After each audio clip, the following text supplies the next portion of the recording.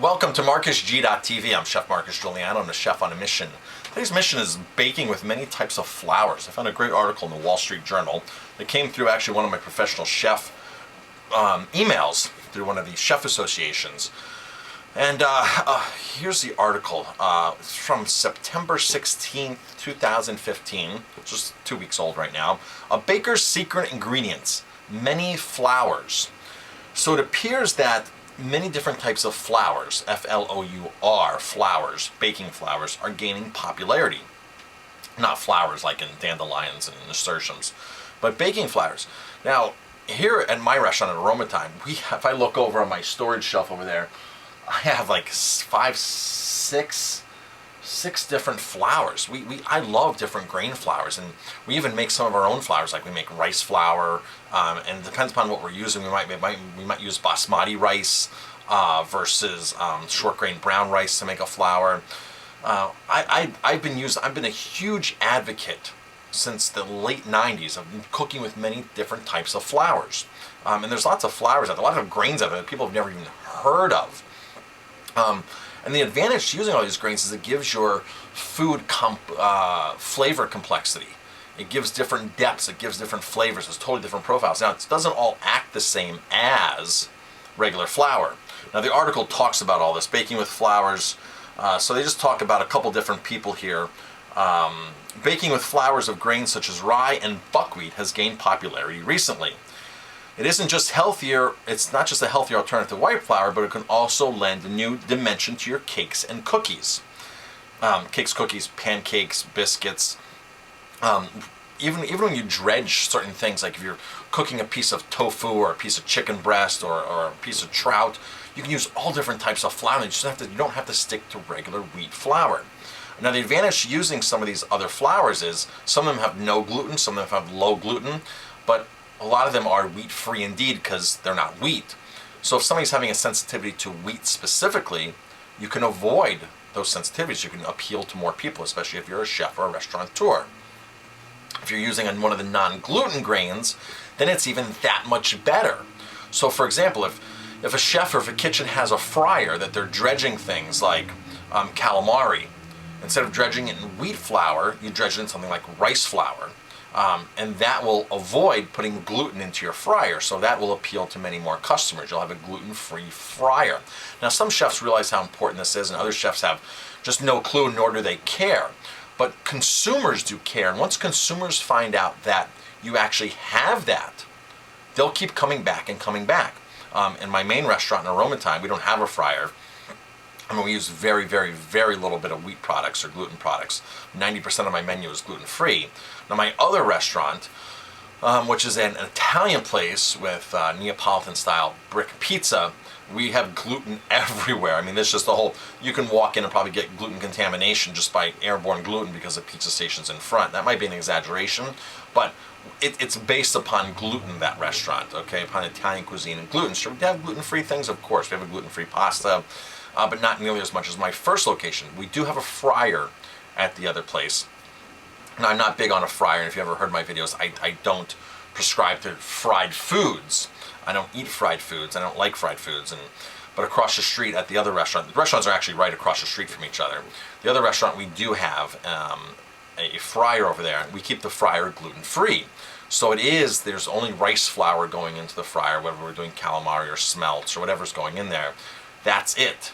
So that's a huge advantage. And people have already commented, and we've only been open 4 or 5 weeks, but people have already commented on how much they appreciate it and that there's not many places that have a gluten-free flyer. So back to the whole grains. So like when we make a pancake batter at Aromatime, we're literally using spelt flour, quinoa flour, buckwheat flour, millet flour. We're using, in fact, our pancake mix that we use right now we use 7 different grains in it. So we have like a true 7-grain pancake.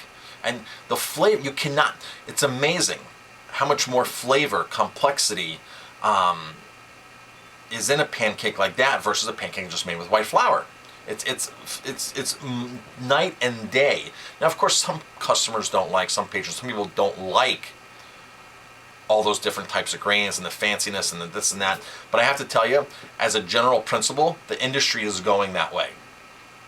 The health movement is going that way. It's still a very small movement, but it's going that way. And as me as a restaurateur and a chef, by offering these things, I attract the people that are looking for those. Because let's face it, so many places do white flour pancakes. You can get white flour pancakes anywhere.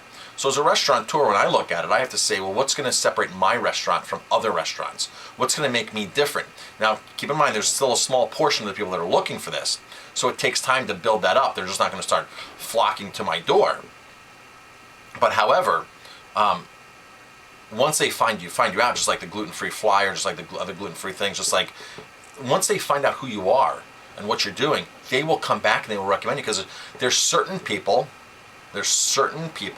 that cannot eat out at any other restaurants. They just can't do it. I have a lot of guests like that don't eat out anywhere else because they don't trust the food. They don't trust the food. They can't eat the food. They don't feel good if they eat the food. I don't feel good when I eat other food. It's just I can feel the difference like night and day like that. So they go on to mention a couple other different grains like kamut. I've been a huge fan of kamut for years, but I think I've been used kamut so long that for me kamut is kind of a boring grain because there's so many other interesting neat grains out there. I'm a huge fan of buckwheat because buckwheat is gluten-free. Totally gluten-free. I'm a huge fan of millet. Millet is on the alkaline side. It's one of the only grains that is alkalizing. But for me, the key is when we make something, we try to use a wide variety of the grains, the grain flours. We don't typically use just one. There's an example like we make spätzle, and we make spätzle out of spelt flour. That's where we use one grain. But if we're making a baked good, if we're making a brownie, if we're making a gluten-free, especially when you start making gluten-free pastries, you just can't rely upon just rice flour. You can't just rely upon potato starch. You can't just tapioca. It's a matter of blending a lot of these different things to mimic either what the gluten's going to do or either what egg, because we do a lot of egg-free baking as well, what the eggs are going to do. So it's a matter of mixing to get different textures and to get different flavors. And I got to tell you, it's a lot of fun. I used to teach class. I used to be an adjunct instructor at a community college that taught culinary. And I got to tell you, I used to experiment with the kids left and right. All the other teachers would just say, okay, we're baking white flour bread today. We're baking white flour short rolls. We're baking soft bread. We're baking white flour hard rolls. I'd let the kids experiment. Because if every station's making the same thing, I would say, okay, here's a station that's making 100% white flour. Here's 50-50. Here's 75-25. Here's 100% of this grain. Mix this in, mix that in. And the kids would all get a chance to experiment and do this. And I was doing this back in 2003, 2004. So this is over 10 years ago I was doing this, when this wasn't even that popular back then. But I was teaching that. I wasn't popular with a lot of the other instructors at the college.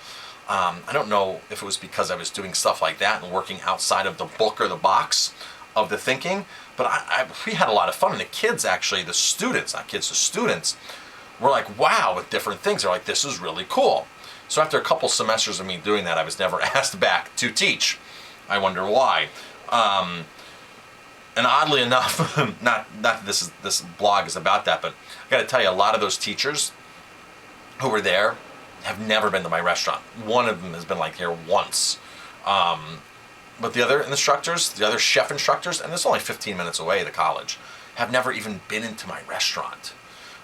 So it's just, I don't know why. I guess that's a whole nother video, a whole nother blog. But yeah, so if you're going to bake and experiment, here's 2 tips on how to actually bake and experiment with different types of grains. You can even go, you go to the store and you look for the different grains. Go to a health food store, typically, first and foremost. But a lot of mainstream grocery stores now carry a lot of these different items. They might have a health food section in one aisle or something, or might be mixed in. I know our local ShopRite has a great selection, and our local store, Peter's Market, has a fantastic selection. She's had the selection for 30 years plus. She was way ahead of the curve at Peter's Market.